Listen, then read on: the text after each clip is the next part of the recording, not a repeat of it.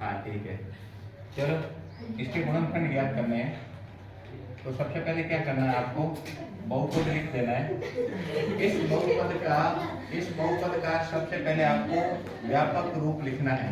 अब समझे, व्यापक रूप लिखना है ax² + bx + c, क्योंकि ये द्विघात का बहुपद है।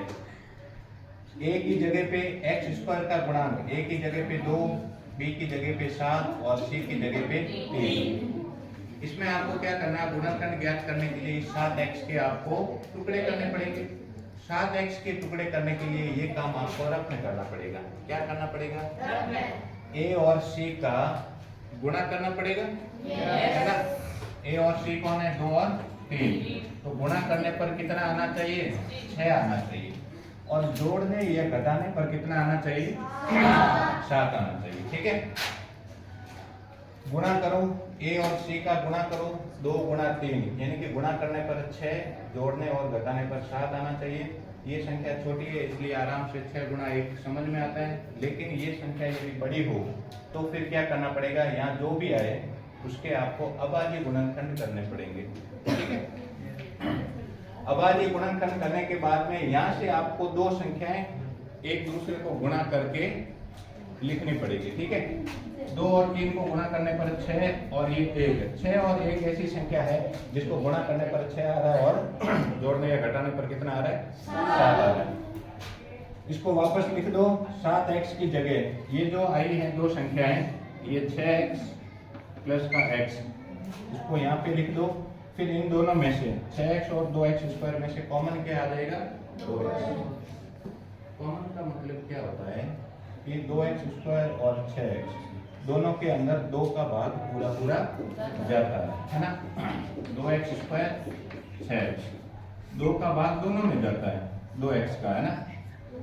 ये x से x कट गया, 2 से 2 x, 2x का इसमें दिया तो 3, x + 3। ध्यान ये रखें, ये जो कोष्टक में है ये कोष्टक वापस यहाँ पर आएगा। ठीक है, अब ये x + 3 है, ये x + 3 है, इन दोनों में कॉमन क्या है? 1। 1 का भाग दोनों में जाता है इसलिए 1 कॉमन। कॉमन कैसे लोगे? जिसमें दोनों में भाग किसी एक संख्या का जाए। इन दोनों में से कॉमन ये आएगा x + 3, पीछे बच जाएगा 2x + 1। ये इस बहुपद के क्या है? गुणनखंड। आपको बच्चों में ध्यान क्या रखना है? ध्यान ये रखना, सबसे इंपॉर्टेंट चीज है ये, है ना, सबसे इंपॉर्टेंट चीज है। आपको वापस समझे क्या करना है, फटाफट जो भी बहुपद दिया हुआ है उस बहुपद का इस 7x के टुकड़े करने हैं। 7x के टुकड़े कैसे करोगे? a और c को गुणा करो, तो गुणा करने पर जो भी है ये आना चाहिए, और जोड़ने पर यहाँ b का मान जो है वो आना चाहिए। इसके अंदर a और c को गुणा करने पर 6 आना चाहिए, जोड़ने घटाने पर 7 आना चाहिए। 6 के अभाज्य गुणनखंड करो, फिर यहाँ से 2 संख्याएं आप सेलेक्ट करो। यहाँ से 2 संख्याएं कौन सी ले सकते हो? जिसको गुणा करने पर 6 आए और जोड़ने घटाने पर 7 आए।